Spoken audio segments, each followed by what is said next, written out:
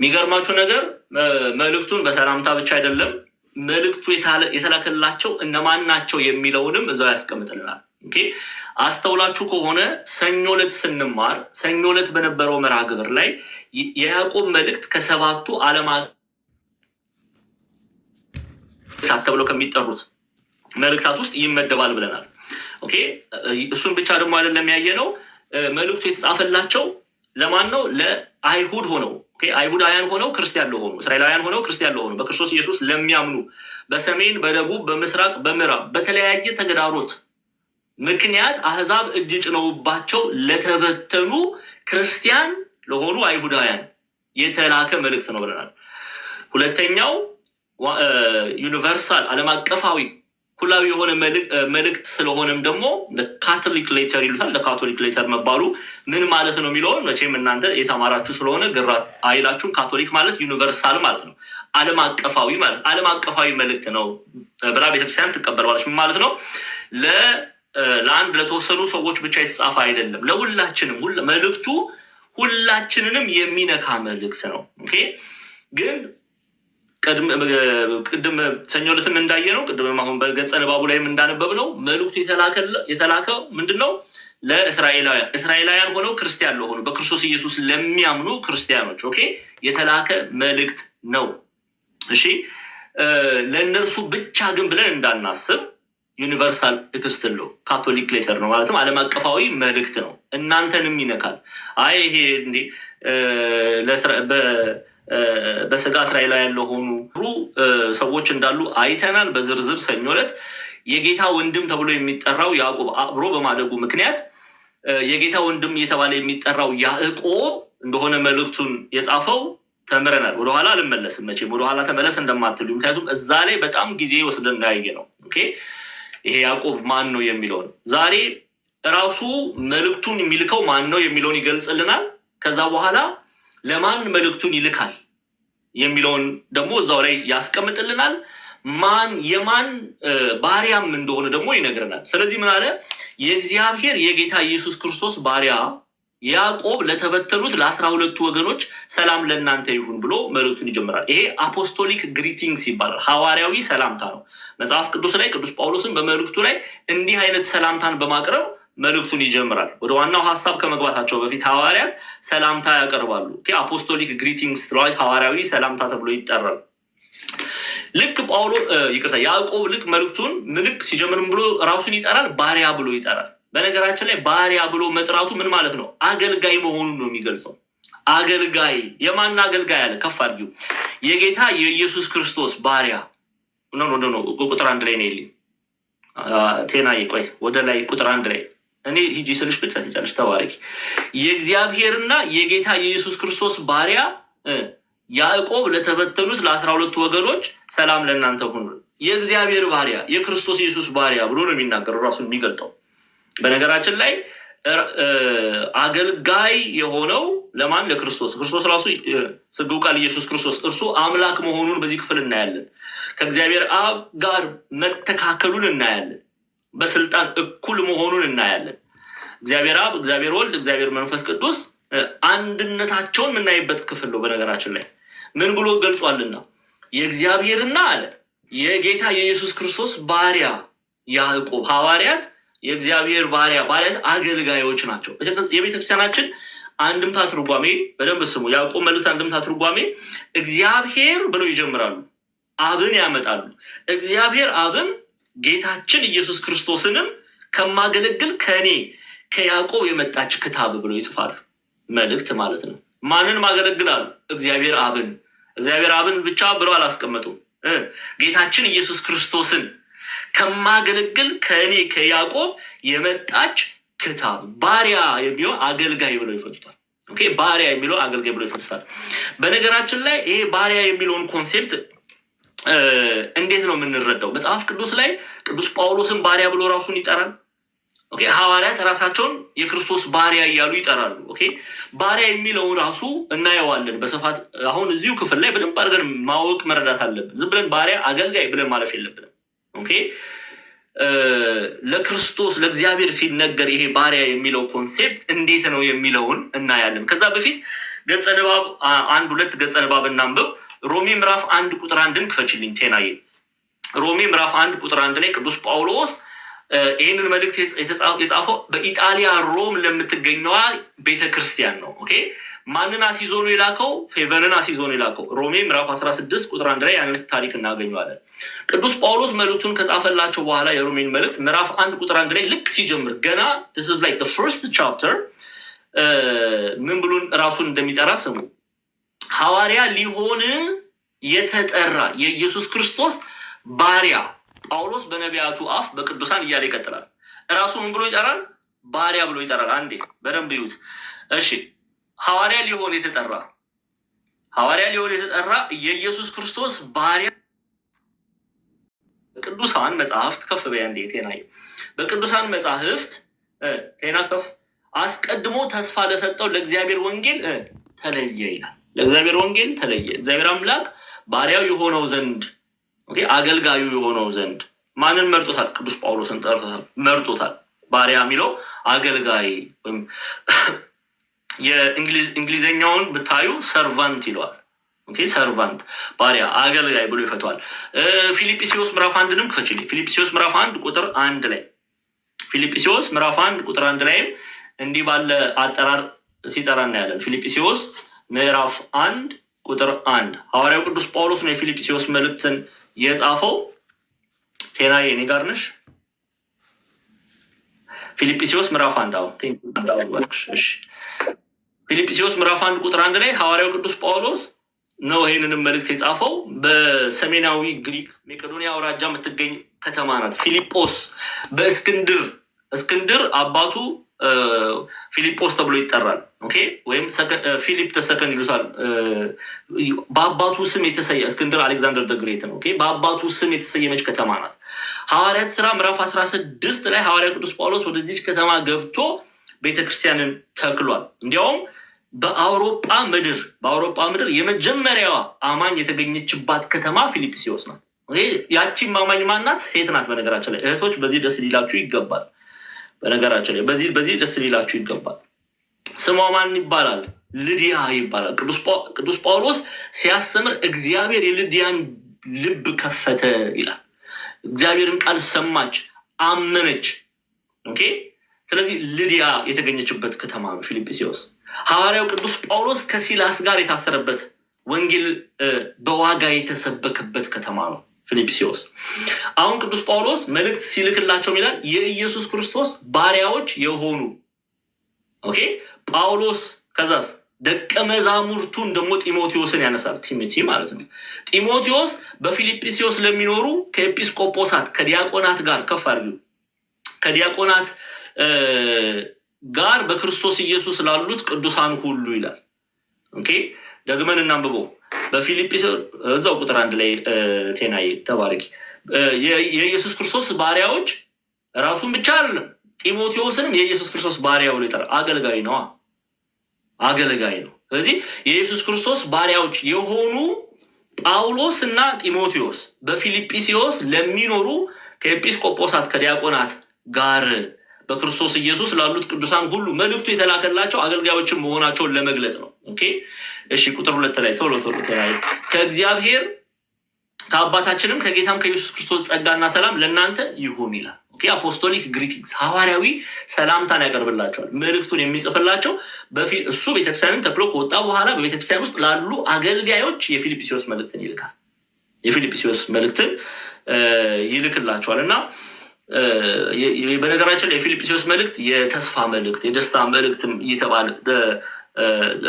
ኤፕስትል ኦፍ ጆይ ኤፕስትል ኦፍ ሃፒነስም ብለው ይጠሩታል። እና ቅዱስ ጳውሎስ ራሱን ባሪያ ብሎ ይጠራል። ራሱን ብቻ አይደለም ጢሞቴዎስንም ባሪያ ብሎ ይጠራል። አገልጋይ ማለት ነው። እና አሁን የምናየው ባሪያ የሚለው ኮንሴፕት እንዴት ነው የሚገለጠው ማወቅና መረዳት አለብን። ባሪያ ስንል አሁን አንዳንድ ጊዜ ሰዎች በተለይ ክፉዎች ዓለማውያን ዓለምን ገንዘብ የሚያደርጉ ሰዎች ጨኩነው እጃቸውን ጭነው እጅ መጫን መከራ ማጽናት ማለት ነው። ኦኬ አንዳንድ ሰው ላይ አይታችሁ ከሆነ እጃቸውን ጭነው መከራ አጽንተው እየደበደቡ ሰዎች ወደማይፈልጉት ነገር እንዲሄዱ የሚያደርጉ ክፉዎች አሉ። አሁን ከሌኮ የክሌ ባሪያ ነው ከሌ የባሪያ ነው። አሁን ለምሳሌ ሰዎች የኃጢአት ባሪያ ይሆናሉ። የኃጢአት አንዳንድ ጊዜ ሳይፈልጉት ኃጢአት እንደሆነ እያወቁ በደል እንደሆነ እያወቁ ክፋት እንደሆነ እያወቁ አንዳንድ ሰው በሱስ ታስሮ ለኃጢአት ባሪያ ሲሆን አይታቸው እኔ እኮ አልፈልግም ይላል። ኧረ ተው። ኦኬ ለምሳሌ የተለያየ አይነት በደልን ልናነሳ እንችላለን። የተለያየ አይነት ኃጢአትን ልናነሳ እንችላለን። ሰው በተለያየ መልኩ ሸክም አለበት እያንዳንዱ ሰው አይደለ? ለዛ ነገር ባሪያ ይሆናል። ግን ባሪያነቱ ወዶ ፈቅዶ አይደለም። ከኔ ጋር ናችሁ ክርስቲያኖች? ወዶ ፈቅዶ አይደለም። ለምሳሌ አሁን አንድ ሰው በሱስ የተያዘ ሰው፣ በሆነ ሱስ የተያዘ ሰው፣ በእጽ የተያዘ ሰው ወይም በጭስ ውስጥ የሚደበቅ ሰው ጭስ ለእርሱ እንደማይጠቅም ያውቃል። አስተውላችኋል? ያውቃል። ግን ምንድነው? ባሪያ ሆኗል። ተገዶ ነው። ሱስ ሆኖበት ነው። እንደሚጎዳው እያወቀው በዛው ሱስ ውስጥ ይመላለሳል። ግብፃውያን መተርጉማን ግን ለክርስቶስ የሚነገረው ባርነት እንዲህ አይነት አይደለም ይላሉ። ከኢትዮጵያ ሊቃውንት ጋር ሆነው እንዴት አይነት ባርነት ነው? አሁን ያዕቆብ ባሪያ ብሎ ጠራ ራሱን። ጳውሎስ ባሪያ ብሎ ጠራ ራሱን። ጢሞቴዎስ የክርስቶስ ባሪያ ተብሎ ተጠርቷል። በምን አንቀጽ ነው የምንጠራው? ይሄንን ለመረዳት ያስፈልጋል። ኦኬ ይሄንን ለመረዳት ኦርቶዶክሳውያን ክርስቲያኖች ገላትያ ምዕራፍ 2 ቁጥር 20 ማወቅ መረዳት ገጸ ንባቡን ማንበብ ያስፈልጋል። ቴናይ ገላትያ ምዕራፍ 2 ቁጥር 20 ክፈችልኝ። ስሙ ገላትያ ምዕራፍ 2 ቁጥር 20 ቅዱስ ጳውሎስ ደስ በሚል ቃል ይሄንን ይገልጣል። ገላትያ ምዕራፍ 2 ቁጥር 20 ይኸው እናነበዋለን አብረን ገጸ ንባቡን። እሺ ይኸው በቃ 20 ላይ በቃ ነገር ባይን ይገባል ይላሉ አበው። እያየን እንድናነብ ነው። እሺ ከክርስቶስ ጋር ተሰቅያለሁ አለ ቅዱስ ጳውሎስ። ኦኬ ከክርስቶስ ጋር ተሰቅያለሁ፣ እኔም አሁን ሕያው ሆኜ አልኖርም፣ ክርስቶስ ግን አሁንም በእኔ ይኖራል። ከዛ በኋላ አሁንም በስጋ የምኖርበት ኑሮ እሺ ከፍ አድርጊ በወደደና ከፍ እያደረግሽ ቴናዬ ቶሎ ሰዓት እንዳንገድ በወደደኝና ስለ እኔ ራሱን በሰጠው በእግዚአብሔር ልጅ ላይ ባለ እምነት የምኖረው ነው ይላል። ደስ አይልም? እሺ ቀሲስ መምህር ተመስገን መጥተዋል። ምናልባት አንድ ተማሪዎች ከእናንተ መካከል ያው አባቶች ሲመጡ ቦታ እንልቀቅ። እሺ አልኖርም። ኦኬ ከክርስቶስ ጋር ተሰቅያለሁ፣ እኔም አሁን ሕያው ሆኜ አልኖርም፣ ክርስቶስ ግን በእኔ ይኖራል። አሁንም በስጋ የምኖርበት ኑሮ፣ በዚህ ህይወት የምኖረው፣ በዚህ ድንኳን የምኖረው ህይወት፣ በዚች ምድር ላይ ስመላለስ የምኖረው ኑሮ ህይወት አለ በወደደኝ ስለኔ ራሱን አሳልፎ በሰጠው ስለ ክርስቶስ ነው የሚናገረው። በእግዚአብሔር ልጅ ላይ ባለ እምነት የምኖረው ነው። አያችሁ አይደለ? ምን አይነት ነው የምኖረው አለ? በዚህ ህይወት ስመላለስ፣ በዚህ ድንኳን፣ በዚህ ስጋ ስመላለስ እኔ የምኖረው ክርስቶስ ኢየሱስ ራሱን አሳልፎ ለእኔ የሰጠው በኢየሱስ ክርስቶስ በእርሱ ትምህርት ነው የምመላለሰው። ኦኬ ለእርሱ ነው የምመላለሰው፣ በእርሱ ነው የምመላለሰው። ምን ማለት ነው? እርሱ የሚወደውን ነገር እያደረኩ ነው የምመላለሰው። የኔ መሻቴ ለእርሱ መኖር ነው ማለት ነው። ለዚህ ነው ግብፃዊ አባት ቄስ ቴዎድሮስ ማላቲ በፓትሪስቲክ ኮሜንታራቸው ላይ እንደ ኢፒስትል ኦፍ ጄምስ ላይ ባሪያ ወይም ሰርቫንት የሚለውን በመውደድ በፈቃድ ለምሳሌ ቅዱስ ጳውሎስ እኔ ክርስቶስ ባሪያ ነኝ ሲል ወዶ ፈቅዶ ለክርስቶስ ይኖራል። ያዕቆብ እኔ ለክርስቶስ ባሪያ ነኝ ሲል ወዶ ፈቅዶ ለክርስቶስ ይኖራል። ጢሞቴዎስ የክርስቶስ ኢየሱስ ባሪያ ተብሎ ሲጠራ ወዶ ፈቅዶ ራሱን አሳልፎ ለክርስቶስ ይሰጣል ማለት ነው። ከኔ ጋር ናችሁ? አስገድዶ አይደለም ባሪያ የሚያደርገው። ይልቁኑ ያዕቆብ በፍቅሩ ተገዶ የክርስቶስ ባሪያ ይሆናል። ጳውሎስ በክርስቶስ ፍቅሩ ኃያል እኮ ነው፣ እውነት እኮ ነው። ተገዶ ባሪያ ይሆናል፣ አገልጋዩ ይሆናል ማለት ነው። ይገዛለቃሉ። ለዛ ነው ያዕቆብ መልእክት ምዕራፍ 1 ቁጥር 1 ላይ ያዕቆብ መልእክቱን ሲጀምር የእግዚአብሔርና የጌታ ኢየሱስ ክርስቶስ ባሪያ ያዕቆብ ለተበተኑት ለ12ቱ ወገኖች ሰላም ለእናንተ ይሁን ብሎ ሐዋርያዊ ሰላምታ አፖስቶሊክ ግሪቲንግስ የሚያቀርበው። ኦኬ ባሪያ የሚለውን እንዲህ ነው የምንረዳው። በነገራችን ላይ ልንጠነቀቅ ያስፈልጋል። ኦኬ ባሪያ የምንለውን በፍቅር ሐዋርያት ራሳቸውን አሳልፈው ለክርስቶስ የሚሰጡትን ያንድን የተወደደውን ባርነት ነው እየጠራን ያለ ነው እንጂ ምዕራባውያን አፍሪካውያኖችን እያስገደዱ እየገረፉ በጦር እየወጉ በግዴታ ባርነትን ገንዘብ እንዲያደርጉ ያደረጉትን አይነት ባርነት እየጠራን አይደለም። ኦኬ የፍቅር ባርነት ወደን ፈቅደን ለክርስቶስ የምንገዛውን ባርነት ነው አገልግሎት ብለው ሊቃውንቱ የሚጠሩት። ኦኬ ለዚህ ነው በአንድምታ ትርጓሜያችን ላይ ቅድምም አይተናል እግዚአብሔር አብና ጌታችን ኢየሱስ ክርስቶስ ከማገልገል ከኔ ከያዕቆብ የመጣች ክታብ ይላል። ኦኬ ክርስቶስንም ከማገልገል ከኔ የመጣች ያዕቆብ። እቺ መልእክት የተላከችው ከያዕቆብ። የትኛው ያዕቆብ ተምረናል። ትምህርቱ ያመለጣችሁ ሰኞ ዕለት የተማርነውን ገብታችሁ አድምጡ ትጠቀማላችሁ። የጌታ ወንድም ተብሎ የሚጠራው ያዕቆብ ማን ነው የሚለውን በስፋት አይተናል። ማን ነው የሚለውን በስፋት አይተናል። ክርስቶስን አንስተው ሊቃውንቱ ይናገራሉ። ኦኬ ለምንድን ነው በአንድነት የጠራው? አንድም በስልጣን እኩል መሆናቸውን ነው የሚገልጸው። ኦኬ መተካከሉን ነው የሚገልጸው። እግዚአብሔር አብ፣ እግዚአብሔር ወልድ፣ እግዚአብሔር መንፈስ ቅዱስ በስልጣን ስንት ናቸው? መቼም አንድ። አዎ እግዚአብሔር አብ፣ እግዚአብሔር ወልድ፣ እግዚአብሔር መንፈስ ቅዱስ በስልጣን አንድ መሆናቸውን ሲገልጽ ያዕቆብ የማን ባሪያ ነኝ አለ? የእግዚአብሔር ባሪያ ነኝ እና ከዛስ የኢየሱስ ክርስቶስን ደግሞ ባሪያ ነኝ ይላል። አንድነታቸውን ነው የሚገልጸው። ሚስጥረ ሥላሴን እናይበታለን። በነገራችን ላይ ቅዱስ ዮሐንስም እንዲህ ባለ አገላለጽ ይገልጻል። በጣም ደስ የሚል የመጽሐፍ ቅዱስ ክፍል አለ። ሁለተኛ ዮሐንስ መልእክት ላይ ገብተን እንመለከት። ምዕራፍ 1ን ክፈችልኝ። ሁለተኛ የዮሐንስ መልእክት አንድ ጊዜ ምዕራፍ አንድ ምዕራፍ ነው ያለው። ያው ለንባብ አመቺ እንዲሆን ብለው ሊቃውንቱ በአንድ ምዕራፍ አስረውታል። ሁለተኛ ዮሐንስ መልእክትን አንድምታ ትርጓሜያችን ሮምና ተብላ ለምትጠራ ሴት የተላከ መልእክት እንደሆነ ይናገራሉ አበው ትርጓሜያችን ላይ። ሁለተኛ ዮሐንስ መልእክት ምዕራፍ 1 ላይ ትሄጅልኛለሽ። ቁጥር 3 ላይም ዮሐንስም እንዲህ ባለ አገላለጽ እንደ ያዕቆብ ይገልጻል። ኦኬ እግዚአብሔር አብን ያነሳል። ኦኬ የባህሪ ልጁን ይላሉ አበው በትርጓሜ ኢየሱስ ክርስቶስንም ያነሳል። ይኸው ቁጥር 3 ላይ ከእግዚአብሔር አብና ከአብ ልጅ ከኢየሱስ ክርስቶስ ጸጋና ምሕረት ሰላምም በእውነትና በፍቅር ከኛ ጋር ይሆናሉ አለ። ጸጋ፣ ሰላም፣ እውነት ከማን ይሰጣል አለ? ከእግዚአብሔር አብ ይሰጣል። እግዚአብሔር አብ ብቻ ብሎ ግን አላለም። የባህሪ ልጁን ኢየሱስ ክርስቶስን ያነሳል። በረከት፣ ሰማያዊ በረከት የሚሰጠው ከእግዚአብሔር ዘንድ ነው። ከእግዚአብሔር አብ ከእግዚአብሔር ወልድ ቢል በስልጣን መተካከል እኩል መሆናቸውን አንድነታቸውን ሚስጥረ ሥላሴን ያሳያል ይላሉ አበው በትርጓሜያችን ላይ። ስለዚህ አንድ መሆናቸውን ያሳያል። ያዕቆብም እንዲህ ባለ መልኩ መልእክቱን ይጀምራል። ይሄ የሚያሳየው ምንድን ነው? አንድ መሆናቸውን ነው የሚያሳየው። እግዚአብሔር አብ እግዚአብሔር ወልድ አንድነታቸውን ያሳያል። እግዚአብሔር አብ እግዚአብሔር ወልድ እግዚአብሔር መንፈስ ቅዱስ ሚስጥረ ሥላሴ ኦኬ የምንማርበት አንድም ክፍል ነው ይሄ ቁጥር 1 ገና ስንጀምር ማለት ነው። እሺ ይሄን ያህል ካልን መልእክቱ የተላከላቸው እነማን ናቸው ብለናል። መልእክቱ የተላከላቸውን በደንብ አድርጋችሁ ስሙ። በያዕቆብ መልእክት የተላከላቸው በክርስቶስ ኢየሱስ ያመኑ ኦኬ በክርስቶስ ኢየሱስ ያመኑ አይሁዳውያን ግን እጅ የተጫነባቸው በመከራ ውስጥ ያሉ በአራቱም የምድር ማዕዘናት የተበተኑ በመከራ ምክንያት በክርስቶስ ኢየሱስ በማመናቸው ምክንያት እጅ ተጭኖባቸዋል። እጅ መጫን ማለት መከራ ማጽናት ማለት ነው። በመጽሐፍ ቅዱስ ሐዋርያት ሥራ ምዕራፍ 12 ላይ የቅዱስ ዮሐንስ ወንድም ያዕቆብ ላይ እጅ ተጭኖበታል አይደለ? አዎ መከራ መቀበሉን ነው የምናየው። መከራ የተቀበሉ በክርስቶስ ኢየሱስ በማመናቸው ምክንያት የተሰደዱ በሰሜን በደቡብ በምስራቅ በምዕራብ የተሰደዱ እስራኤላውያን የሆኑ ክርስቲያኖች አይሁዳውያን የሆኑ ክርስቲያኖች ናቸው። ኦኬ ይሄንን ልናውቅ ያስፈልጋል። ይሄንን ሲገልጽልን በምን አይነት ቋንቋ ያስቀምጣል? ራሱ ያዕቆብ ለተበተኑ ለ12 ወገኖች ሰላም ለእናንተ ይሁን ይላል። 12ቱ ነገደ እስራኤል በአባቶቻቸው ስም የሚጠሩ በ12ቱ ነገደ እስራኤል እነሱን ነው የሚያነሳው፣ እስራኤላውያንን ነው የሚያነሳው። ግን ምን የሚል ቃል አለ? ለተበተኑ።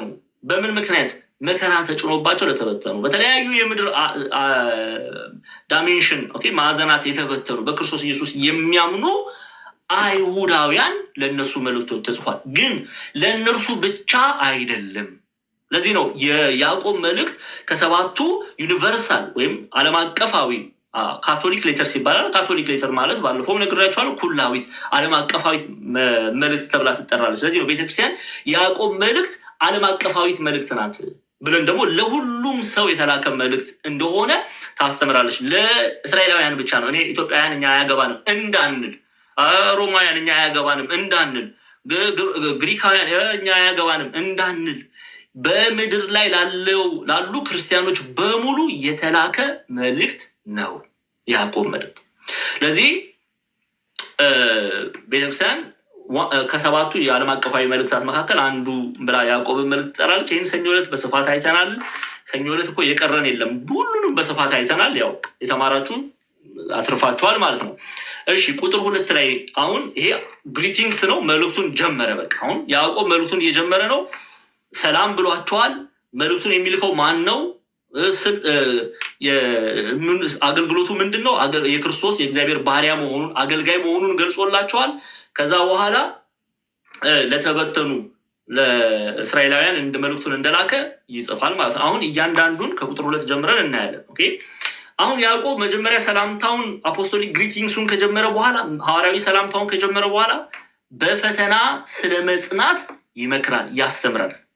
ምን ብለናል? አስተውላችሁ ከሆነ ያዕቆብ መልእክት የተጻፈባቸው 3 ነጥቦች አይተናል። 3 ነጥቦች ማን ጎበዝ ነው የሚነግረኝ? 3 ነጥቦች። አንደኛ በሰሜን በደቡብ በምስራቅ በምዕራብ ለተበተኑ ክርስቲያን ለሆኑ እስራኤላውያን አይሁዳውያን በፈተና ውስጥ ለሚያልፉ በክርስቶስ ኢየሱስ መጽናትን ገንዘብ እንዲያደርጉ ያዕቆብ ይመክራል። አይዟችሁ በርቱ እያለ ይመክራል። ግን ለነሱ ብቻ አይደለም፣ ለእኔና ለእናንተ ነው። ይኸው ዛሬ እያየን ነው አይደለ? በአርሲ ብቻ ሰሜን፣ ደቡብ፣ ምስራቅ፣ ምዕራብ በኢትዮጵያ ምድር ላይ በክርስቶስ ክርስቲያን በመሆናቸው ምክንያት አንገታቸው የሚቆረጥ ከቤታቸው የሚፈናቀሉ ከሀገራቸው የሚፈናቀሉ በእሳት የሚቃጠሉ እንደ ሐዋርያው ናትናኤል እንደ በግ የሚገፈፉ የሉም አሉ። ስለዚህ መጽናናትን ገንዘብ እንዲያደርጉ ያዕቆብ በዚህ መልእክት ይመክራቸዋል። እሱም በስፋት የምናይ ይሆናል። በስፋት ሁለተኛ ያዕቆብ መልእክት የተጻፈው እምነትና ስራን ሰው አስተባብሮ መያዝ ለመዳን እምነትና ስራን ሰው አስተባብሮ መያዝ እንዳለበት ይመክራል። በተለይ ብዙ ጊዜ ያዕቆብ መልእክት በንጽጽር ላይ የሚያልፉ ወንድሞች ሲያነሱ ሰምታችሁ ሊሆን ይችላል። እቺ ያዕቆብ መልእክት ምዕራፍ 2 ላይ አንዳንዱ እንዲያውም ያዕቆብ መልእክት የመጽሐፍ ቅዱስ ጥናት ተጀምሯል ሲባል ያው እንደ ቀልድ ብለው ይናገሩታል ብዬ ልመልከተው። ግን እንደዛ ባይሆን ጥሩ ነው።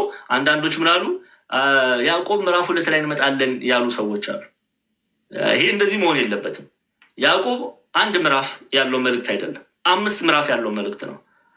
ያዕቆብ ምዕራፍ 2 ላይ የተጻፉትን ገጸ ንባቡን ለመረዳት ከምዕራፍ 1 መጀመር አለብን። ከመግቢያው መጀመር አለብን። ምዕራፍ 2፣ 3፣ 4፣ 5 ማየት መረዳት አለብን። ዝም ብሎ ዘሎ ምዕራፍ 2 ላይ መምጣት ይሄ አግባብ አይደለም እና የሆነ ጥራዝ ነጠቅ እውቀት እንዳትይዙ ሙሉን ተማሩ እባካችሁ። ከመግቢያው ነው ሰው የሚጀምረው። ከምዕራፍ 1 ነው የሚጀምረው። ኦኬ ዝም ብሎ ምዕራፍ 2 ላይ መጥቶ እንትን ማለት አይደለም። ሁሉንም መማር ያስፈልጋል። ኦኬ ግን ሁለተኛ ያዕቆብ መልእክት የተጻፈበት እምነትና ስራን ሰው አስተባብሮ መያዝ እንዳለበት ይመክራሉ። አቦ በነገራችን ላይ መናፍቃን በሌላ በስህተት መንገድ ያሉ ሰዎች ያዕቆብንና ጳውሎስን ለማጣላት ብዙ ጥረዋል። በነገራችን ላይ በታሪክ ረገድ ምዕራፍ 2 ላይ ሰፋ አድርገን የምናየው ይሆናል። ያዕቆብና ሐዋርያው ቅዱስ ጳውሎስ አይጣሉ። ቅዱስ ጳውሎስ የትም መልእክቱ ላይ እምነት ብቻ ብሎ አልጻፈም። እምነት ብቻ ሰው ሰላም በቃ አመንኩ ብቻ ስላለ ይድናል ማለት አይደለም። እምነቱን ደግሞ በፍቅር ስራ መግለጽ አለበት። ይሄንን ደግሞ ቅዱስ ዮሐንስ ነው የነገረን። እንዴት አድርጎ ነው ቅዱስ ዮሐንስ የነገረን? ሁለተኛ ዮሐንስ መልእክት በነገራችን ላይ ሁለተኛ ዮሐንስ መልእክት ሙሉ መልእክቱ የተጻፈው እምነትና ስራን አስተባብሮ ስለመያዝ ነው። እስቲ እንመልከት። ሁለተኛ ዮሐንስ መልእክት ምዕራፍ 1 ቁጥር 7ን ክፈችልኝ ቴናዬ። ምንድነው የሚለው ቅዱስ ዮሐንስ? ለአንዲት ሴት ነው መልእክቱ የተጻፈው። እቺ ሴት ሮምና ተብላ ትጠራለች በቤተክርስቲያናችን አንድምታ ትርጓሜ ላይ። ለእርሷና ለልጆቿ የመኳንንትን ልጆች የምታሳድግ የምትንከባከብ ይላሉ ሊቃውንቱ። ቅዱስ ዮሐንስና ደቀ መዝሙሩ ከ7ቱ ዲያቆናት መካከል አንዱ የሆነው ጵሮክሮስ ወደዚህ ሴት ገብተው ወንጌልን አስተምረው ወደ ቤተክርስቲያን ጨምረዋታል።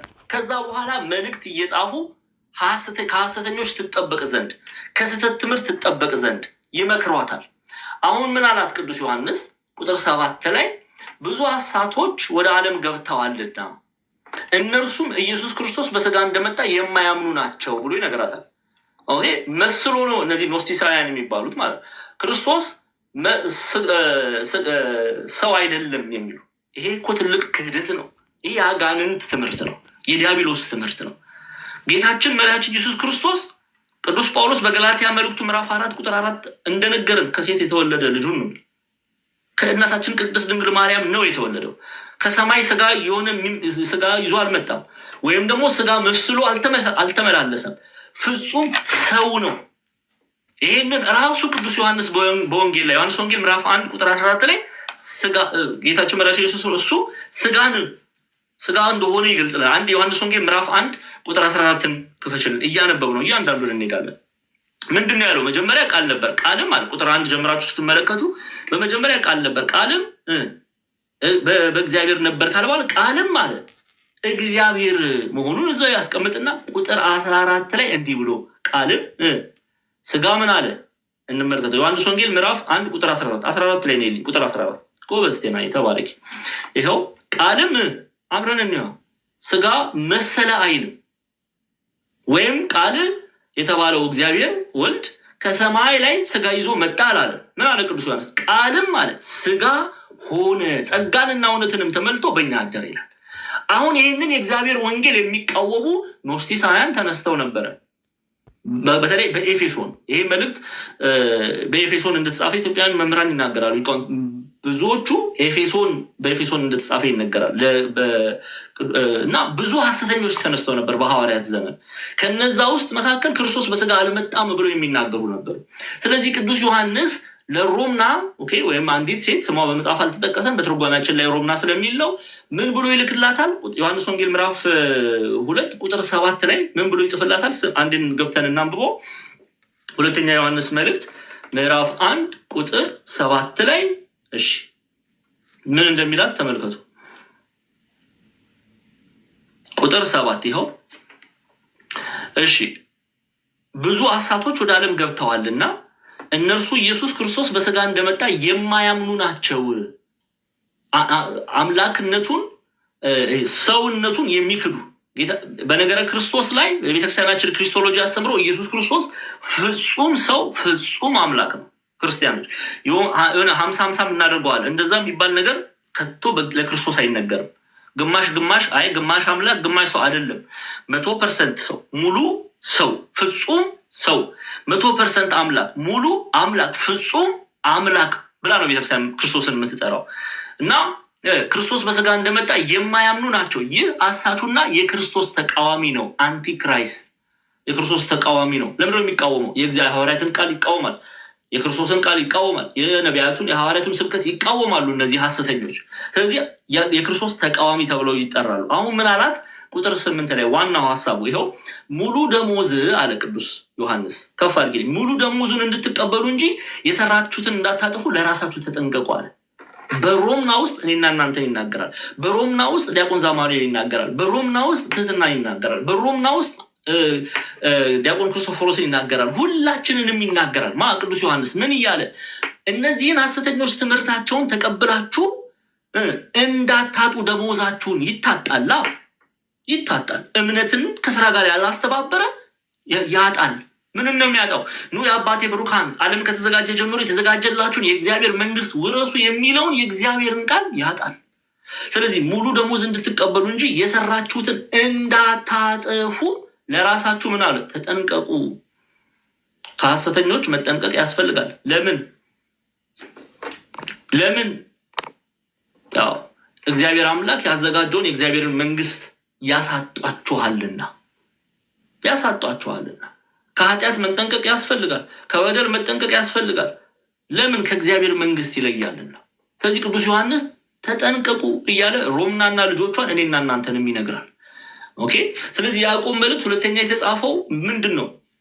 እምነትና ስራን ሰው አስተባብሮ መያዝ እንዳለበት። በፍቅር የሚሰራ ስራ አለ።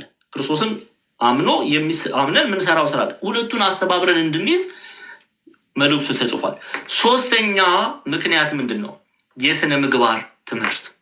ሰው ክርስቲያን ከተባለ በክርስቶስ ክርስቲያን ከተባለ በምን አይነት መንገድ መመላለስ አለበት የሚለውን ባሪያ ነውና አገልጋይ ነውና ያዕቆብ መምከር አለበትና ሊመክር ይህን መልእክት አዘጋጅቷል። ስለነዚህ ሶስት ነው የተጻፈው መልእክቱ።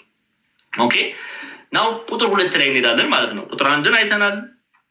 ደግመን እንዲያውም እንደመከለስ ሁሉ አድርገናል። አሁን የሰኞውን ትምህርት ላመለጣችሁ። እሺ ቁጥር 2 ላይ ተመልከቱ። 2 እና 3ን ወንድሞች ሆይ የእምነታችሁ መፈተን ትዕግስትን እንዲያደርግላችሁ አውቃችሁ እሺ ልዩ ልዩ ፈተና ሲደርስባችሁ እንደ ሙሉ ደስታ ቁጠሩ ይችላል። አንዴ ከፍ እያደረግሽ ቴና እየሰማሽኝ ቴናዬ? እሺ ቴናን የሚቀይር ሰው ካለ እባካችሁ። ኔትወርክ እያስቸገራት ነው መሰለኝ። ቴና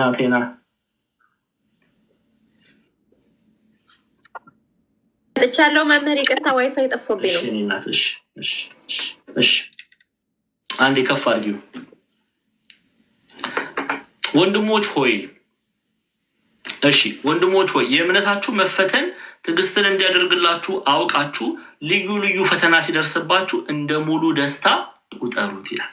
አሁን ወንድሞች ብሎ የሚጠራቸው ኦኬ በእምነት የሚመስሉትን በክርስቶስ ኢየሱስ ቅድም ምን ብለናል? በክርስቶስ ኢየሱስ አምነው የተበተኑትን ክርስቲያን የሆኑ አይሁዳውያን ናቸው ወንድሞቼ እያለ ይጠራቸዋል ያዕቆብ። ለምን? እነሱ የሚያመልኩት አምላክ እርሱ የሚያመልከው አምላክ ሁለቱም የሚያመልኩት ክርስቶስን ነው። ስለዚህ በእምነት በኩል ወንድሞቹ ናቸው። ስለዚህ ወንድሞቼ እያለ መልእክትን ይልክላቸዋል። ሌላኛው ወንድሞቼ ብሎ የሚልከው ለምንድን ነው? በመከራም ይካፈላቸዋልና። ከፋል አንዴ ቆይ ቴናዬ አልሄድኩም እኮ እዛ ወደ ላይ መልሽልኝ እኮ በዜኔና ወንድሞቼ ብሎ ይጠራል። አንደኛ በክርስቶስ ስለሚያምኑ እርሱም በክርስቶስ ስለሚያምን፣ ሁለተኛ በመከራ ይመስላቸዋል።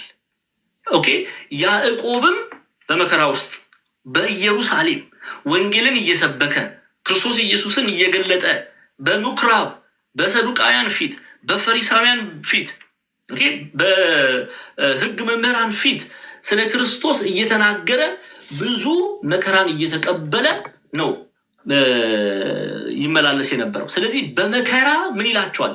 ይመስላቸዋልና ወንድሞቼ እያለ ይጠራቸዋል። ሌላው ፍቅሩን ነው የምናየው። እንዴት ባለ ቃል እንዴት በፍቅር ቃል እንደሚጠራቸው ተመልክቶ። አገልጋይ ነው እኮ ክርስቲያኖች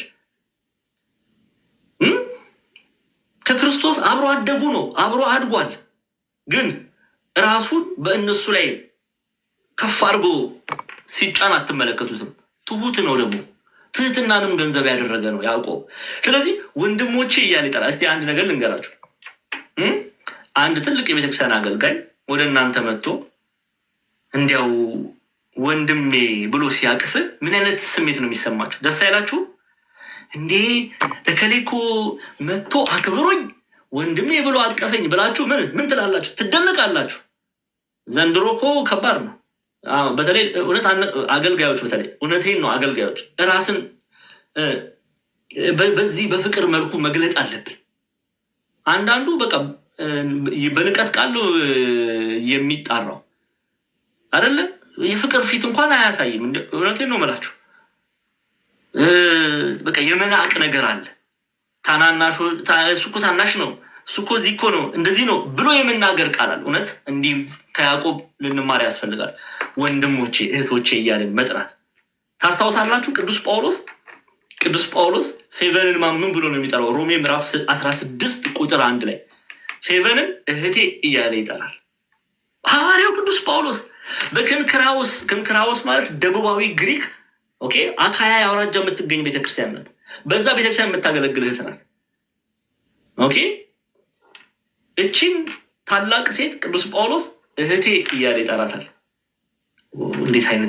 እንዴት ቅዱስ ዮሐንስ አፈወርቅ በድርሳኑ በሆሚሉ ላይ እንዴት አይነት መገረም ነው፣ እንዴት አይነት መደነቅ ነው፣ እንዴት አይነት ፍቅር ነው የቅዱስ ጳውሎስ እህት ተብሎ መጠራት ይላል።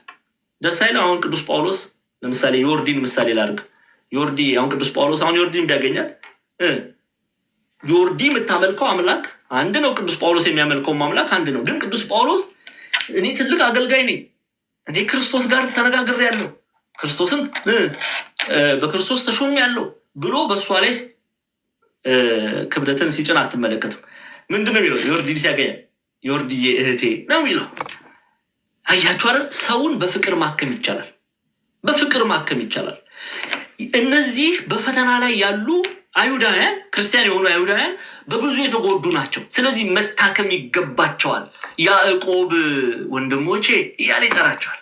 ታዲያ እኔና እናንተ ያዕቆብ እነሱን ወንድሞቼ ብሎ ከጠራ በፍቅር ከተመለከተ እርስ በርሳችን ስለምን አንዋደድም? ጎበዞች ስለምን አንዋደድም? ስለምን አንፋቀርም? ለምን በክፋት ቃል እንነጋገራለን? ይህን ልንጠይቅ ያስፈልጋል ራሳችንን።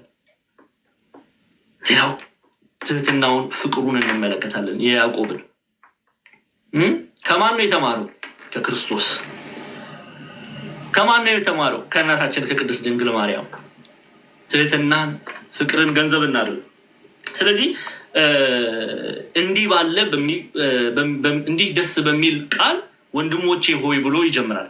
አሁን ይህን ካለ በኋላ የእምነታችሁ መፈተን ትዕግስትን እንዲያደርግላችሁ አውቃችሁ ልዩ ልዩ ፈተና ሲደርስባችሁ እንደ ሙሉ ደስታ ቁጠሩታል። አሁን በኃጢአት ምክንያት የሚደርሰውን መከራ የተናገረ አይደለም።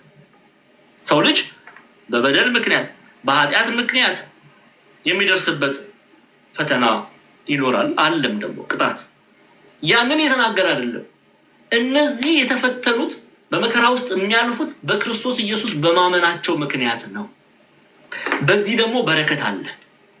በዚህ ምን አለ? በረከት አለ። በዚህ ምን አለ? ፍጹም ደስታ አለ።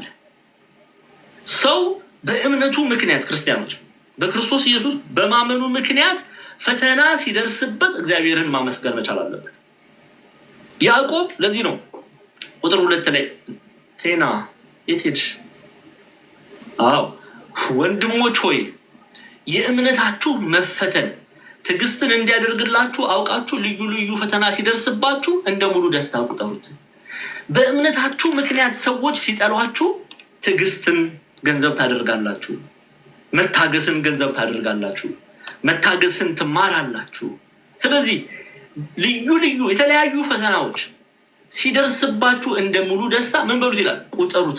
ሰዎች ልዩ ልዩ የሚለው ምን? የተለያየ አይነት ፈተና ሰው በክርስቶስ ክርስቲያን በመባሉ ምክንያት ይደርስበታል። ሊሰደብ ይችላል፣ ሊተች ይችላል፣ ሊገፋ ይችላል። እናትና አባቱ ሊጠሉት ይችላሉ። በተሰሎንቄ እንደነበረው ማለት ነው። ኦኬ፣ ሊጠሉት ይችላሉ፣ ሊገረፍ ይችላል፣ በወይኒ ሊጣል ይችላል። ታስታውሳላችኋል በፊልጵስዩስ እንደሆነው ማለት ነው። እናየዋለን። ቅዱስ ጳውሎስ እና ሲላስ ወደ ወይኒ ሊጣል፣ ወይኒ እስር ቤት ማለት ነው፣ ሊወርወር ይችላል። ብዙ አይነት መከራ ሰው ልጅ ሊደርስበት ይችላል በክርስቶስ ኢየሱስ ግን በዚህ ሁሉ ውስጥ መታገስን ገንዘብ ያደርጋል፣ ትዕግስትን ገንዘብ ያደርጋል። ኦኬ፣ ስለዚህ ትዕግስት እንዲያደርግላችሁ አውቃችሁ ልዩ ልዩ ፈተና ሲደርስባችሁ እንደ ሙሉ ደስታ ቁጠሩት ይላል። ይሄንን አልተማርንም ከጳውሎስ? ይሄንን አልተማርንም ከሲላስ? እስቲ እንመልከት። ፊልጵስዩስን ክፈችልኝ። ፊልጵስዩስ ይቅርታ፣ የሐዋርያት ሥራ ምዕራፍ 16 በፊልጵስዩስ የሆነውን ታሪክ እንመልከት። በፊልጵስዩስ የሆነውን ታሪክ እንመልከት። ሐዋርያት ሥራ ምዕራፍ 16 ቁጥር 25ን ክፈችልኝ። ጎበዝ ጤናዬ ተባረኪ። አዎ እንግዲህ ሐዋርያት ሥራ ምዕራፍ 16 ላይ ቅዱስ ጳውሎስ በፊልጵስዩስ ተገኝቷል። ሰሜናዊ ግሪክ ናት። በነገራችን ላይ እስር ቤቱ ዛሬ ድረስ ይጎበኛል። ዛሬ ድረስ ሰዎች እየሄዱ ይጎበኛሉ። ጳውሎስና ሲላስ የታሰሩበት እስር ቤት በነገራችን ላይ ቱ ዲስ ዴይ አለ። ቁጥር 25 ጀምረን እንመልከተው። ተመልከቱ። ቁጥር 25 ሐዋርያት የሰበኩትን የሚኖሩ ናቸው። ኦኬ፣ እንዲህ ይላል። በመንፈቀ ሌሊት ግን ትንሽ ከቁጥር 20 እናድርገው። አይ ቲንክ እንመለስ ሙሉ ሐሳቡን ላይ ገንዘብ እንድናደርግ። አዎ እሺ፣ ይኸው ወደ እነዚህ ሰዎች ሆነን እንቀበላቸውና እናደርጋቸው። እነሱ ቄሳር ጌታ ነው ብለው ይሰብካሉ ሐዋርያት። እርኩስ መንፈስ ያደረበት ሰው ደግሞ ክፉ ስራን ይሰራል ይላሉ። በግብሩ ነው የሚገለጠው እያሉ ያስተምራሉ፣ ይሰብካሉ ብለው ከሰሷቸው። ይኸው ተመልከቱ ቁጥር 22 ላይ ህዝቡም ይላል አብረው ተነሱባቸው፣ ገዢዎቹም ልብሳቸውን ገፈው በበትር ይመቷቸው ዘንድ አዘዙ። ቅዱስ ያዕቆብ ልዩ ልዩ ፈተና ይደርስባቸዋል አለ ያለው። አዎ ይኸው ተደበደቡ። በምን? በብዙም ደበደቡ ብሎ አይደለም ሉቃስ ሲጽፍ ደበደቧቸው ብቻ ብሎ አይደለም፣ በብዙ ደበደቧቸው። እቺ በብዙ የምትለዋን ቃል አስምሩባት፣ በብዙ የምትለዋን ቃል አስምሩባት ክርስቲያኖች። ምን ያህል ድብደባን እንደተቀበሉ ይገልጣል። በብዙም ከደበደቧቸው በኋላ ወደ ወይኒ ጣሏቸው ይላል። እስር ቤት ማለት ነው። ወደ ወይኒ ጣሏቸው። የወይኒውም ጠባቂ ተጠንቅቆ እንዲጠብቁት አዘዙት። መጀመሪያ ደበደቧቸው፣ ከዛ በኋላ መጀመሪያ ከሰሷቸው፣ ከዛ ደበደቧቸው፣ ከዛ ወደ ወይኒ ጣሏቸው። በነገራችን ላይ ይሄ እንዲያው ባሳያችሁ ደስ ይለኛል። እስር ቤቱ ዛሬ ድረስ አለ። እስር ቤት ኦኬ፣ ጻፉት። ሲምፕል ጉግል ማድረግ ትችላላችሁ። prison of St. Paul ብላችሁ ብትጽፉ ፊሊፒያንስ ያወጣላችኋል። በፊልጵስዩስ ማለት ነው ያወጣላችኋል። ሲላስ እና ጳውሎስ ብላችሁ ብታስቀምጡ ደብድበው ወደ እስር ቤት ጣሏቸው። ብዙ ፈተናን ተቀበሉ፣ ብዙ መከራን ተቀበሉ። ስለማን? ስለ ስሙ። ስለማን ስም? ስለ ክርስቶስ ኢየሱስ። አሁን ይህንን ከተቀበሉ በኋላ ምን ተመልከቱ። ቁጥር 24 ላይ እርሱም የዚህን አይነት ትእዛዝ ተቀብሎ ወደ ውስጠኛው ወይኒ ጣላቸው። ወደ ውስጥ ጨለማ በሆነበት ሽታ ወዳለበት ኦኬ፣ አደገኛ እስረኞች ወደሚታሰሩበት እንዳያመልጡ ወደ ውስጠኛው ወይኒ፣ ወደ ውስጠኛው እስር ቤት ጣሏቸው ይላል። አሁን ተመልከቱ። እግራቸውንም በግንድ አጣብቆ ጠረጋቸው። በመንፈቀ ሌሊት ግን ይላሉ ቅዱስ ጳውሎስና ሲላስ፣ እነሱ እኮ ታስረዋል። ዙሪያቸው እኮ የሚታየው ጨለማ ነው እኮ። ለእኔና ለእናንተ ስጋዊ ለሆንን ሰዎች በቃ ተስፋ የላቸውም፣ ሊታዘንላቸው ይገባል። አይ በቃ በመጨረሻው ጨለማ ውስጥ ወደቁ እኮ ብለን ልንናገር ሁሉ እንችላለን አንዳንዶቻችን። ግን ምንድነው የሚለው? በመንፈቀ ሌሊት ጳውሎስና ሲላስ እየጸለዩ እግዚአብሔርን በዜማ ያመሰግኑት ነበረ ይላል። በሌሊት በመከራ ውስጥ እግራቸው ታስሮ በጨለማ ውስጥ ሆነው በውስጠኛው የእስር ክፍል ላይ ተጥለው እነሱ ግን ማንን ያመሰግናሉ? እግዚአብሔርን ያመሰግናሉ። ልዩ ልዩ ፈተና ሲደርስባችሁ እንደ ሙሉ ደስታ ቁጠሩት አይደል ያለው ያዕቆብ። ለዚህ ነው ሐዋርያት የማይሰብኩትን ያልተናገሩትን አይጽፉትም። ደስተኛ ሁኑ ብለው አይደል እነሱ ኖረውት ነው ለኔና ለእናንተ የሚያሳዩ። እንደኛ ሰነፎች አይደለም። የማንኖረውን አይደለም እነሱ የሚናገሩት፣ የሚኖሩትን ነው የሚሰብኩት፣ የሚኖሩትን ነው የሚናገሩት። በነገራችን ላይ ኢትዮጵያ ሐዋርያዊት የሆነችው የኦርቶዶክስ ተዋሕዶ ቤተክርስቲያን በሌሊት በሰዓታት ያዕቆብና ጳውሎስና ሲላስን ገንዘብ አድርጋ እግዚአብሔርን ታመሰግናለች። አሁን አንዳንድ ሰው እንዲያው ወንጌል ሳይገባል ወንጌልን ሳንረዳ ዝም ብለን በቃ ሌሊት ተነስተን ቤተክርስቲያን የምንሄድ የሚመስላቸው ሰዎች አሉ። በሐዋርያት ላይ የተመሰረተችው ቤተክርስቲያን ይኸው በሐዋርያት ትምህርት ላይ ሐዋርያት ያደረጉትን ታደርጋለች። በሌሊት ሌላው ሲያንቀላፋ ሌላው ሲያንኮራፋ ቤተክርስቲያን ግን ገጸ ጳውሎስን ገጸ ሲላስን ገንዘብ አድርጋ እነርሱ እግዚአብሔርን እንዳመሰገኑት እግዚአብሔርን በሌሊት በሰዓታት በማህሌቱ ታመሰግነዋለች ቤተክርስቲያን። ለዛ እግዚአብሔርን በዜማ ያመሰግኑ ነበር፣ እስረኞችም ያደምጧቸው ነበር ተብሎ ተጽፏል። ይሄ ነው ሙሉ ደስታ ማለት። መከራቸው ትዕግስትን ወልዶላቸዋል፣ መከራቸው ደስታን ወልዶላቸዋል። እናንተም እኔና እናንተ በክርስቶስ ክርስቲያን ተብለን የምንጠራ በተለያዩ ፈተና ውስጥ በእምነታችን በደንብ ስሙ፣ በእምነታችን ምክንያት የተለያዩ ፈተና ውስጥ ስናልፍ ማንን መምሰል ያለብን? ጳውሎስን ነው መምሰል ያለብን። ጳውሎስን በማን ነው የምንጽናናው? በክርስቶስ። በማን ነው የምንጽናናው? በእግዚአብሔር አምላክ። በእርሱ ሙሉ ደስታን ገንዘብ ማድረግ አለብን። ከሁሉ አሸናፊዎች መሆናችንን ማወቅ አለብን። ቅዱስ ጳውሎስ በኢጣሊያ ሮም ላለችው ቤተክርስቲያን በመከራ ውስጥ ቢያልፉም እነርሱ አሸናፊዎች እንደሆኑ ይገልጽላቸዋል። ሮሜ ምዕራፍ 8 ቁጥር 35ን ክፈችልኝ ተመልከቱ። በደንብ አድርጋችሁ ስሙ። ሮሜ ምዕራፍ 8 ቁጥር 35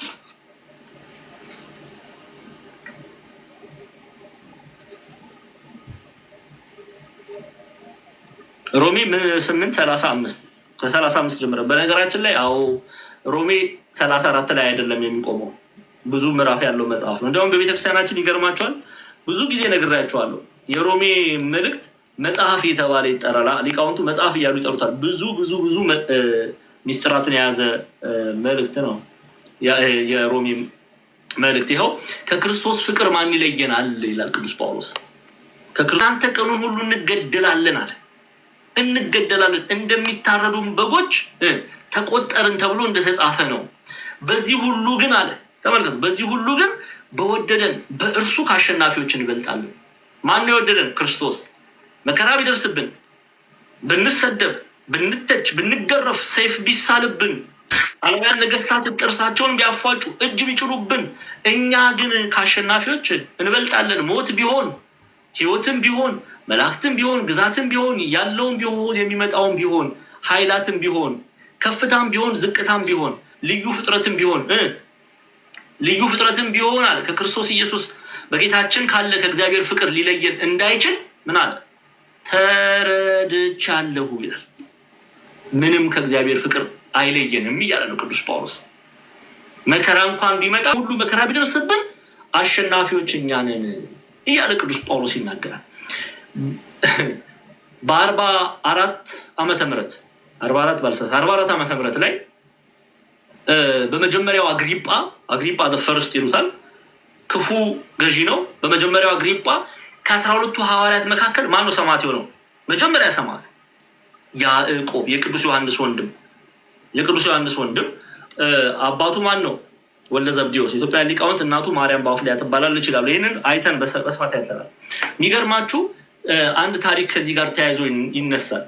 አንድ የሐዋርያት ስራ ምዕራፍ 12 ክፈችልኝ። ሐዋርያት ስራ ምዕራፍ 12 ስሙ። ሐዋርያት ስራ ምዕራፍ 12 ላይ አግሪጳ ዘፈርስት የሚባለው መጀመሪያው አግሪጳ ይሉታል ኢትዮጵያ ሊቃውንት በቤተክርስቲያን ላይ እጅ ጫነ። በዚያን ዘመን ንጉስ ሄሮድስ መከራ ያጸናባቸው ዘንድ ከቤተክርስቲያን በአንዳንዶች ላይ እጁን ጫነባቸው። ንጉስ ሄሮድስ የተባለው አግሪጳ ዘፈርስት መጀመሪያው አግሪጳ ተብሎ የሚጠራው ነው። እሺ፣ ከዛስ እጅ ጫነባቸው። መከራ ቤተክርስቲያን ላይ እጅ ጫነ፣ መከራ አጸናባቸው። ኦኬ፣ አሁን የዮሐንስን ወንድም ቁጥር 2 ላይ ነው። የዮሐንስን ወንድም የዮሐንስን ወንድም ያዕቆብን ምን አደረገው? ከፍ ይኸው የዮሐንስን ወንድም ያዕቆብን በሰይፍ ገደለው ይላል። በሰይፍ መጥቶ ገደለው። ኦኬ፣ አሁን ሰማዕትነት ከተቀበለ የዮሐንስ ወንድም ያዕቆብ ሰማዕትነት ተቀበለ። ኦኬ፣ አንዳንድ የቤተክርስቲያን ታሪክ የሚጽፉ ሰዎች በነገራችን ላይ ይሄ ሐዋርያት ስራ ምዕራፍ 12 ላይ ያለውን ለምሳሌ ናውሳቢዮስን ስንመለከት ናውሳቢዮስ የቤተክርስቲያን ታሪክ ጸሐፊዎች ናቸው። ይህን ክፍል ያነሱና ይገርማቸዋል። ግብፃውያን መተርጉማንም ያነሱታል። ምን ይላሉ? ቅዱስ ያዕቆብ ሰማዕትነት ሲቀበል እርሱን ለመግደል የመጡ ወታደሮች የእርሱን ጽናት ደግሞ ምን ወለድ ትዕግስትን ገንዘብ ማድረጉን ጽናቱን አይተው ኦኬ እርሱን ለመግደል ከመጡ ወታደሮች መካከል ክርስትናን የተቀበሉ እንዳሉ ይናገራሉ። አያችሁ አይደለ? የያዕቆብ ጽናት በፈተና ውስጥ እንደሙሉ ደስታ አድርጎ መቀበልን ሌሎች ወደ ክርስቶስ እንዲመጡ አድርጓቸዋል። ለዚህ እኮ ነው በነገራችን ላይ ቤተክርስቲያን ገድላትን እየጻፈች የምታነበው ለልጆቿ የምታስነብበው።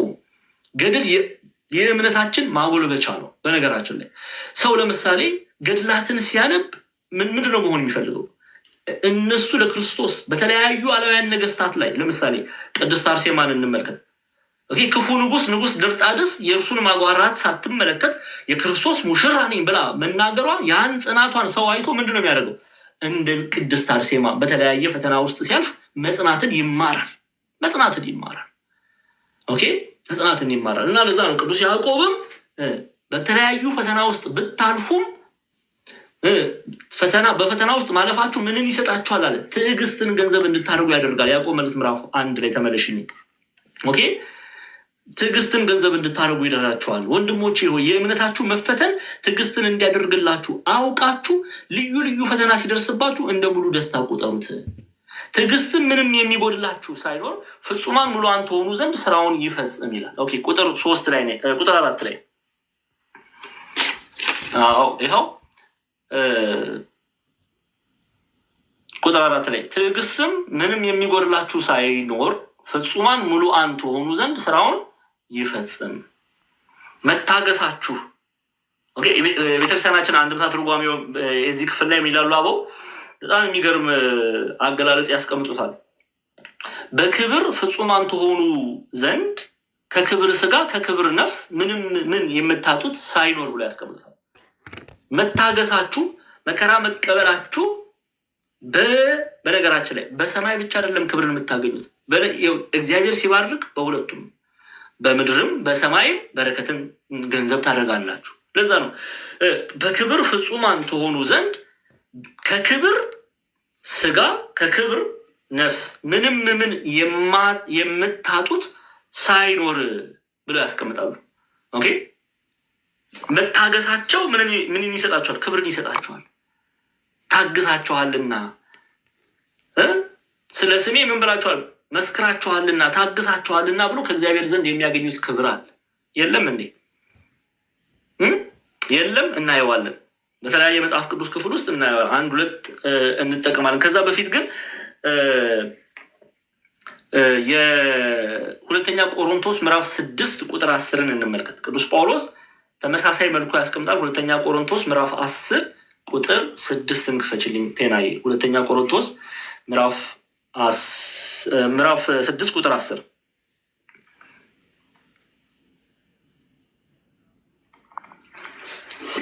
ሀዘንተኞች ስንሆን ብሎ ይጀምራል። ሀዘንተኞች ስንሆን ሁለተኛ ቆሮንቶስ ምዕራፍ 6 ቁጥር 10 ተመልከቱ። አይ ኔትወርክ እያስቸገረ ነው። እሺ ሀዘንተኞች ስንሆን አስተካኪው ዘውትር ደስ ይለናል። ድሆች ስንሆን ብዙዎች ባለጠጎች እናደርጋለን። አንዳች የሌለን ብንሆን ሁሉ የኛ ነው ይላል። ለሰው አንዴ ምናልባት ኔትወርክ እያስቸገራት ነው እና ቴና ሰው ሊቀይራት የሚችል ሰው ካለ ምክንያቱም ኦኬ አግለን ስንሆን ሁሉ የእኛ ነው ይላል። ለምን? እነሱ ምን ሆነዋልና ቅድም ያዕቆብ እንደነገረን ትዕግስትን ምንም የሚጎድላችሁ ሳይኖር ፍጹማን ሙሉአን ትሆኑ ዘንድ ስራውን ይፈጽም ይላል። ወይ እናንተ ትዕግስተኛ በመሆናችሁ እምነታችሁን በመጠበቃችሁ ምንን ገንዘብ እያደረጋችሁ ነው? ፍጹምነትን ገንዘብ እያደረጋችሁ ነው። እግዚአብሔር በእናንተ የጀመረውን ስራ እየፈጸማችሁ ነው እንደሚል መጽሐፍ ማለት ነው። ኦኬ አሁን ቅዱስ ጳውሎስም ሀዘንተኞች ለሰው ስንታይ ሀዘንተኞችን ስንሆን ዘውትር ደስ ይለናል። ድሃዎች ስንሆን ብዙዎችን ባለጠጋዎች እናደርጋለን። አንዳች የሌለን ስንሆን ሁሉ የኛ ነው። የጎደለ ነገር ይህን ማድረግ አይችልም። የጎደለ ነገር እርሱም ጎድሏልና መሞላትን ያስፈልገዋል። ሐዋርያት ግን ሙሉዎች ናቸው። ሙሉ ያደረጋቸው ማን ነው? እግዚአብሔር አምላክ። ለምን? በመከራ ጸንተው ትዕግስትን ገንዘብ አድርገው ፍጹምነትን ቅድም ያዕቆብ እንዳለን ማለት ነው ቁጥር 4 ላይ ትዕግስት ምንም የሚጎድላችሁ ሳይኖር ፍጹማን ሙሉአን ትሆኑ ዘንድ ስራውን ይፈጽም እንዳለ እስከ ፍጻሜ በክርስቶስ ጸንተዋል። ኦኬ በእምነት ጸንተዋል። እምነትና ስራን ገንዘብ ያደረጉ ናቸው። ስለዚህ ሀዘንተኞች ስንሆን ዘውትር ደስ ይለናል። ድሃዎች ስንሆን ብዙዎችን ባለጠጋዎች እናደርጋለን። ይቀጥላል። አንዳች የሌለን ስንሆን ሁሉ የኛ ነው ይላል። ምክንያቱም እነሱ ቅድም ብያቸዋለሁ። አንድምታ ትርጓሜያችንን ኢትዮጵያ ሊቃውንት ምን ብለው ነው ያስቀመጡት? ኦኬ ፍጹምነትን ገንዘብ ያደረገ ሰው በክብር ፍጹማን ትሆኑ ዘንድ ከክብር ስጋ ከክብር ነፍስ ምንም የምታጡት ሳይኖር ብሎ ያዕቆብ መልእክትን ይፈቱታል። ይህ ምን ማለት ነው? ፍጹምነትን ትዕግስትን ገንዘብ ያደረገ ሰው እምነቱን የጠበቀ ሰው እግዚአብሔር አምላክ በእርሱ የጀመረውን ስራ እንዲፈጽም የሚፈቅድ ሰው እሱ ፍጹምነትን ገንዘብ ያደርጋል። ያ ሰው ለሌሎች ሰዎች ባለጠግነትን ያወርሳል። ምን ማለት ነው? እነርሱን አሁን ሰው ቅዱስ ጳውሎስን አይቶ ነገረ እግዚአብሔርን ይማራል፣ ስለ ክርስቶስ ይማራል። ኦኬ ክርስቶስ መዳን ወደሚገኝበት ወደ ክርስቶስ ይቀርባል። የመዳን ምክንያት ይሆነዋል ቅዱስ ጳውሎስ። ስለዚህ ብዙዎችን ባለጠጎች እናደርጋለን። እንዴት አድርገው? ወንጌል ሰብከው ክርስቶስ በሰው ልብ ውስጥ እንዲወለድ ያደርጋሉ። በነገራችን ላይ ባለጠግነትን መንፈሳዊ ሀብትን ሰዎች ገንዘብ እንዲያደርጉ ይራዳሉ። እንዲህ የሚያደርጉ ሰዎች ግን እንዲህ የሚያደርጉ ሐዋርያት ግን በምን የሆኑ ነው? በመከራ የጸኑ ናቸው። ትዕግስትን ገንዘብ ያደረጉ ናቸው። እምነታቸውን የጠበቁ ናቸው እንጂ እንደነ ዴማስ የዓለምን ብልጭልጭ ተመልክተው የሄዱ አይደሉም። ዴማስ የአሁኑን ዓለም ወዶ ትቶኝ ሄዷል ይላል ቅዱስ ጳውሎስ። እነሱ አይደሉም። እስከ መጨረሻው የጠበቁ ክርስቶስን የጠበቁ እምነታቸውን የጠበቁ እነሱ ለብዙዎች ባለጠግነትን ገንዘብ እንዲያደርጉ ይራዳሉ። ጥፋትን ሳይሆን ክብርን እንዲጎናጸፉ ታስታውሳላችሁ። ኒቆላዎስን ታስታውሳላችኋል። ቅዱስ ጌታችን መድኃኒታችን ኢየሱስ ክርስቶስ በራዕየ ዮሐንስ ምዕራፍ 1 መልእክቱ ላይ ምዕራፍ 2 መልእክቱ ላይ ስራውን ግብሩን እጠላዋለሁ የተባለለት? ከሰባቱ ዲያቆናት መካከል ዲያቆን ነበር ኒቆላዎስ። የሐዋርያት ሥራ ምዕራፍ 6 ቁጥር 5 ላይ ታገኙታላችሁ። ሌሎቹ ወንጌል እየሰበኩ ወደ ቤተክርስቲያን ሰውን ባለጸጋ ሲያደርጉ ወደ ቤተክርስቲያን ሲጨምሩ፣ ኒቆላዎስ ግን ሄዶ ምን ይል ነበረ? ምን እያለ ይሰብክ ነበረ? ምን እያለ ይሰብክ ነበረ? መፋታት ይቻላል እያለ ይሰብክ ነበረ። ኦኬ፣ ለጣዖት የተሰዋን መብላት ይቻላል እያለ ይሰብክ ነበር። ምን ማለት ነው ለጣዖት የተሰዋ? ይሄ ግሪኮ ሮማን ካልቸር ላይ ክላሲካል ሚታሎጂ ላይ ምን ለምሳሌ ለዙስ ለምሳሌ ግሪኮች ዙስ ይሉታል፣ ሮማውያን ጁፒተር ይሉታል። እነሱ የራሳቸው ካህናት አላቸው፣ ጣዖት ናቸው። ኦኬ፣ ምን ያደርጋሉ? ይሰውላቸዋል፣ ያቃጥሉላቸዋል። የተረፈውን አውርደው በገበያ ይሸጡ ነበር። ስለዚህ ችግር የለም ክርስቲያኖች ከዛ እየሄዳችሁ መብላት ትችላላችሁ እያለ ለጣዖት የተሰዋን ምግብ ክርስቲያኖች ይበሉ ዘንድ ያስተምር ነበር። ችግር የለም ትዳር መፍታት ትችላላችሁ እያለ ይሰብክ ነበር። ስለ ዝሙት ይሰብክ ነበር። ስለዚህ እግዚአብሔር አምላክ ምን አለው? ስራውን ግብሩን እጠላዋለሁ። የእሱ ተከታዮች ኒቆላውያን ይባላሉ። ዲያቆን ኒቆላዎስ ይባላል። አሁን ከዲያቆን ኒቆላዎስ ፍጹምነትን ገንዘብ ስላላደረገ ምን አይገኝም? ባለጠግነት አይገኝም። መጥፋት ይገኛል። ከእግዚአብሔር መንግስት መራቅ ይገኛል። ከህይወት መራቅ ይገኛል። ባለጠግነትን ግን አይገኝም። ስለዚህ ያዕቆብ ይላል ነትን የእግዚአብሔር ስራ በእናንተ እንዳይፈጸም የሚከላከሉ ሰዎች ናቸው። ኳስም ቢሆን ለዚህ በነገራችን ላይ እንዲያው ለዚህ ጥሩ እንዲያው መምህር ዘላለም እዚህ ጋር የኳስ ምልክት እያስቀመጠ ነው። እንዲያው አንድ ነገር ልጨምርላችሁ። ቅዱስ ዮሐንስ አፈወርቅ ምንድን ነው መሰለህ የሚላችሁ? ሚስት ጣዖት የምትሆንበት ጊዜ አለ፣ ባል ጣዖት የሚሆንበት ጊዜ አለ፣ ማንኛውም ነገር ጣዖት የሚሆንበት ጊዜ አለ። እንዴት? ክርስቶስ ኢየሱስን እንዳታዩ የሚከለክል ከሆነ። ለምሳሌ በትዳር ይደግፈኛል ብላችሁ የቀረባችሁት ወንድ ወይም ሴት ልትሆን ትችላለች። የተገፋና የተነቃነቀን የባህር ማዕበል ይመስላል። አሁን ደግሞ ስለመጠራጠር ይነግር ቁጥር 5 እና 6 ይቅርታ 5 ላንብብና 5 እና 6 አንድ ላይ አብረን እናየዋለን። ከእናንተ ግን አንዴ ከፍ አድርጊዋ እንዴ ሀምብሌትድ ቁጥር 5 ዛሬ ቆይ እናንተ ትሬኒንግ መሰጠት አለባችሁ። ቆይ ቴናል ለመልሳት አንብልና ቢጎድለው ሳይነቅፍ በልግስና ለሁሉ የሚሰጠው እግዚአብሔርን ይለምን ለእርሱም ይሰጠዋል። አሁን መጀመሪያ በመጽናትን ካስተማራቸው ደግሞ በኋላ በረከት ከማን ነው የሚገኘው የሚለውን ደግሞ ይነግራቸዋል ያዕቆብ። ኦኬ፣ በረከት የሚገኘው ከማን ነው? ከእግዚአብሔር ዘንድ ነው። አሁን በመካከላችሁ ጥበብ የጎደለው ሰው ቢኖር ከማን ይለምን አለ? ከእግዚአብሔር ይለምን።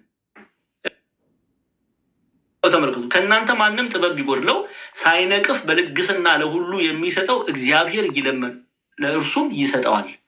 ማንን ነው ጥበብ ቢጎድለን?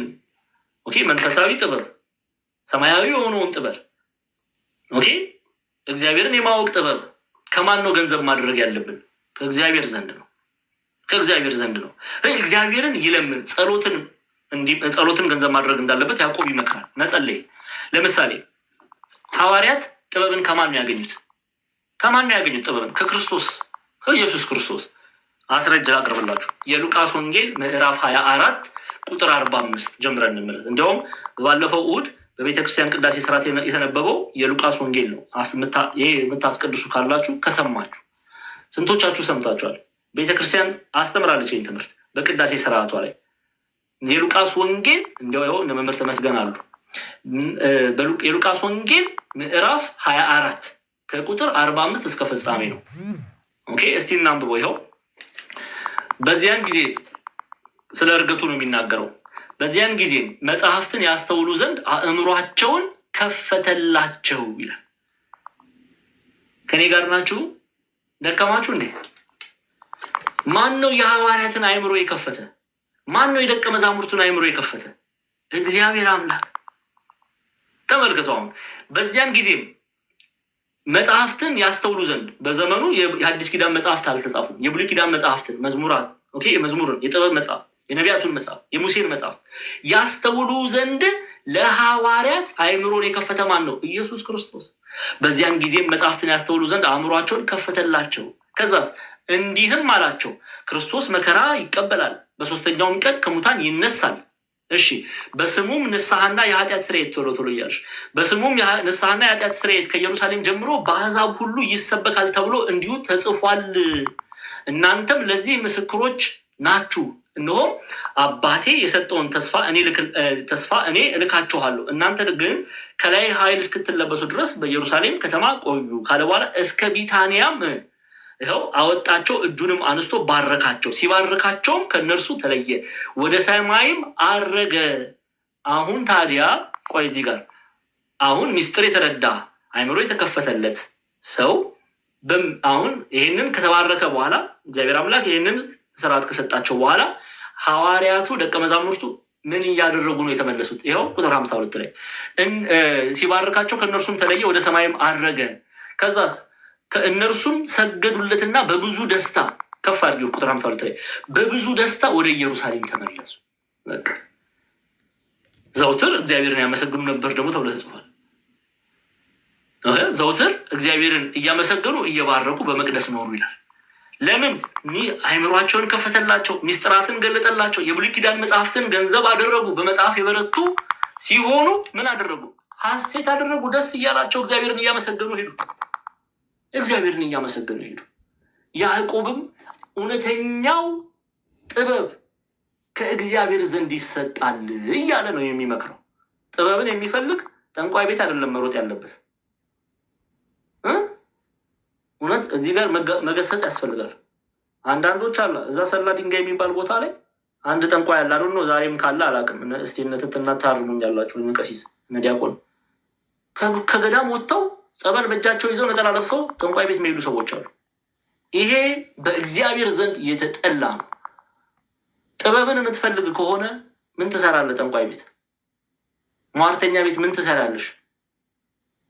አጋንንትን የሚጠሩ ሰዎች ቤት ምን ትሰራለህ? ምን ትሰራለሽ? ጥበብ ያለው ከእግዚአብሔር ዘንድ ነው። እግዚአብሔርን ለምኑ፣ ጸልዩ፣ እርሱ ይሰጣል። እርሱ ጥበብን ይሰጣል። አዎ ለዚህ ነው ጥበብን የሚፈልግ ከእግዚአብሔር ዘንድ ይለምን፣ እሱ በልግስና የሚሰጥ እሱ መሆኑን ይገልጻል። ዮሐንስ ወንጌል ምዕራፍ 15 ቁጥር 7ን ክፈችልኝ አንዴ። ዮሐንስ ወንጌል ምዕራፍ 15 ቁጥር 7 ላይ እንዲህ ተብሎ ተገልጧል። ቴናዬ ዮሐንስ ወንጌል ምዕራፍ 15 ቁጥር 7 ቁጥር 7 እንዲህ ይላል። ይኸው በእኔ ብትኖሩ አለ፣ ቃሎቼም በእናንተ ቢኖሩ። ማን ነው ይህን የሚናገር? ስሙ፣ ጌታ ነው የሚናገረው። በእኔ ብትኖሩ አለ፣ ቃሎቼም በእናንተ ቢኖሩ የምትወዱትን ሁሉ ለምኑ ይሆንላችኋል ይላል። የምንለምነው ማንን ነው? እግዚአብሔር አምላክ። ምንድን ነው የጎደለን? እስቲ የጎደለን ነገር አንዳንዶቻችን ስራ ሊጎለን ይችላል። አንዳንዶቻችን ትዳር ሊጎለን ይችላል። አንዳንዶቻችን በልጅ መባረክ ገንዘብ ሰጥ